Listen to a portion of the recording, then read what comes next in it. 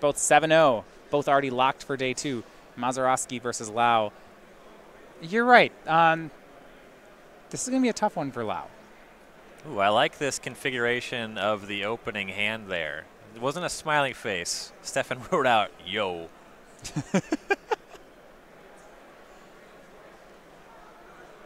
The smiley face is a little overplayed. I like that change of pace. At this point, both players in 7-0 likely to know what the other one's on. And both are ready to keep. Inspiring vantage for Mazuroski, and he'll just start out with a spike. Ben at 17, you see a smile on his face like, all right, I know what you're up to. Right. Got a pretty good idea of the other 74 cards you brought to the table. Shakes his hand. I think he says that I don't like this one. Cycle Street Wraith. Yeah. He has drawn his one main deck copy of Anger of the Gods.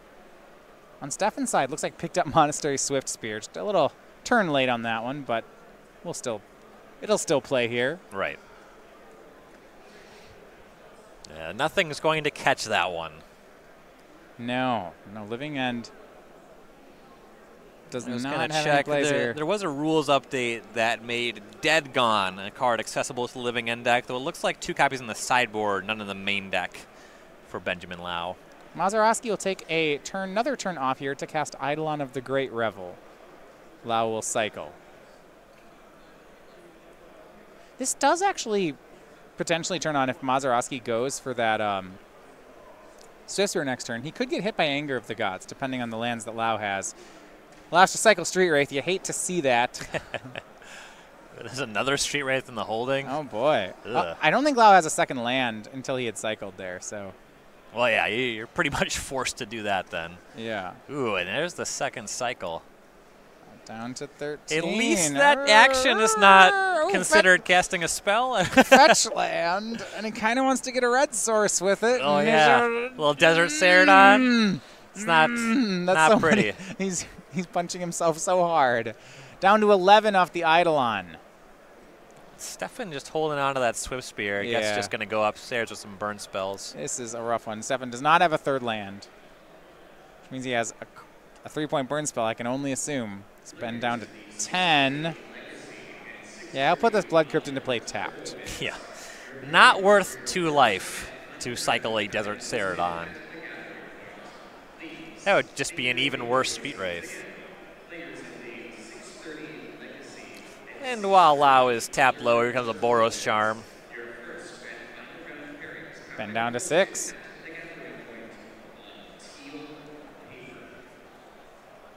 And picks up a land. And he has Blackleaf Cliffs. So that's Demonic Dread. He could pay Go to 4 2. life to clean up this battlefield and get some Street Wraiths and a Horror of the Broken Lands. This matchup's really terrible. Wow. Doesn't look great for the Living End side of things.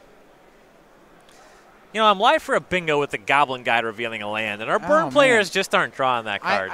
Let's look at this for a bit. All right, card was cast off suspend. We had a Rift Bolt a long time ago. Oh, if we're doing that, I had a Freebooter exile a card. Yeah, no, that's fine. You can't win that way. That's true. That's the rule. If you miss the win. Oh, you just win on, like, all your squares. Only 2 of them, or 3 of them.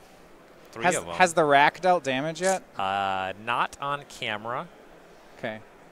Has it even if in the entire tournament all? Arguably, I would not bet on it. Here's an attack with the Eidolon. A Violent Outburst. Ben goes to 4. And then he says, no Cascade, I'm going to Boros Charm you. Yep. And game 2. And this is about what the texture of the matchup looks like to me. I haven't watched this matchup. This feels like one of the... You know, I hate saying that matchups are like 80-20 or worse because I feel like it's always a math person to me that's always overstated. Like, bad matchups aren't as bad as people say they are. Mm-hmm.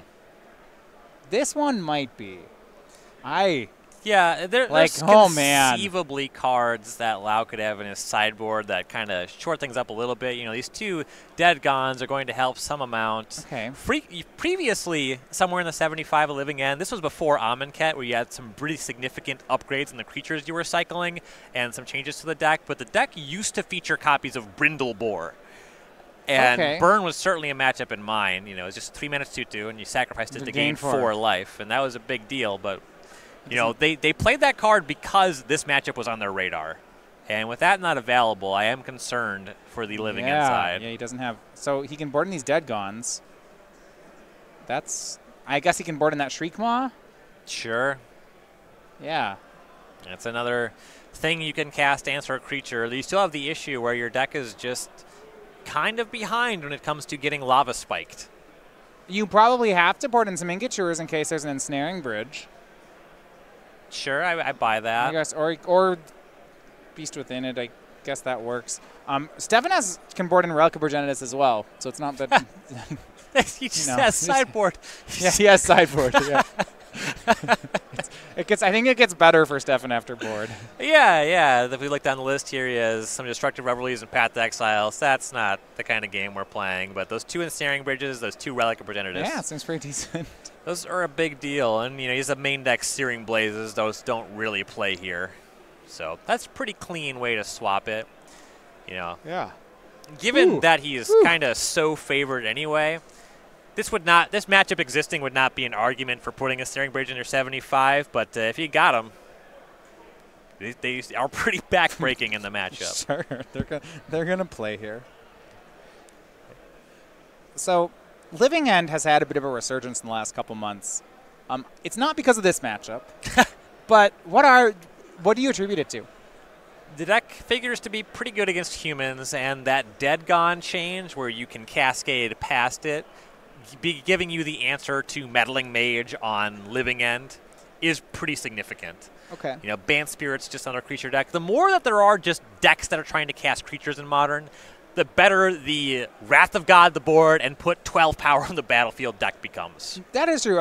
Especially looking at today, Collected Company and Aether Vial decks do look to be on the upswing. Yeah, we have seen just a ton of that at the top tables in this tournament. Living End's not the worst against decks like Jeskai either. Just because their Lightning Bolts are not very good against you. Their Path to Exiles generally are not going to be very good against you. They're relatively light on counter magic. If you have a setup where you can Violent Outburst, End Step, and some kind of creature is available to be Demonic Dreaded. Not to mention that just Beast Withining their lands can mess things up. Especially because Cryptic Command is their primary counterspell.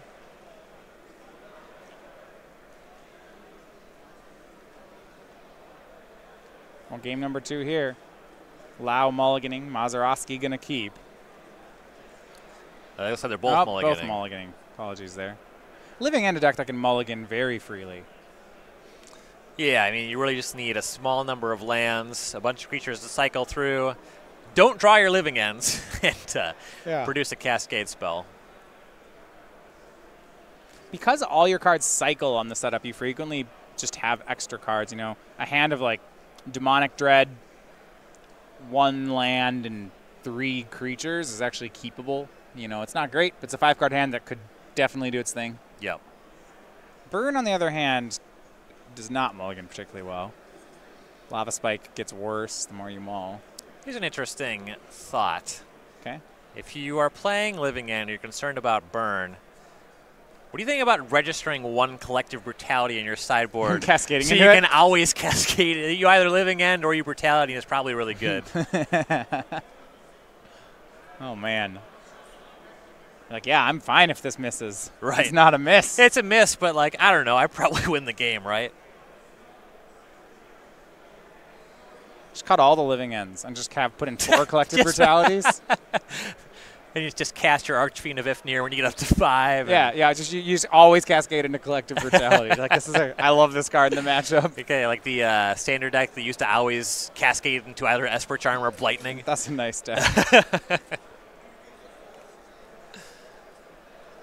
Goblin Guide. Crack, fetch for Goblin Guide. It was a block constructed deck, though. Let's be fair. Oh. Yeah. And there was the Seismic Swans deck. That's another good Cascade hit. Nice. That was when Cascade first came out. What if I register this 42 land deck? That's when you know that something fair is going on. Yeah, some of the lands were Mutavaults, so it's a spell.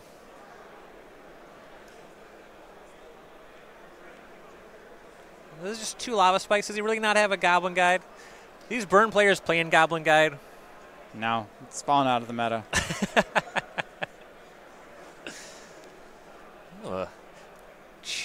fetched for untapped Shockland and just didn't cast anything there. End-step Lightning Bolt. There we go. That's what we were doing. This is not a matchup where you want to target creatures there, so.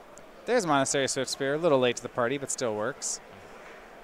It's going to go ahead and cast it, and it looks like Spike on in. So Ben down to 14 and then to 12. Remaining cards in Stefan's hand are another Spike and an Eidolon.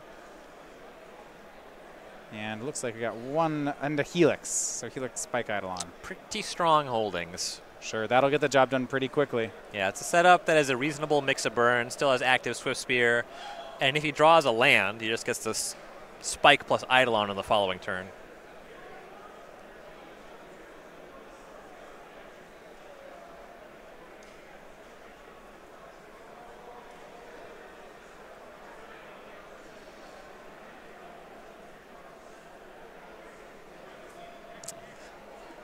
Crackford and Catacombs. Is Lau shocking here? That Blood Crypt, I don't know if we're shortcutting. Yeah, we are.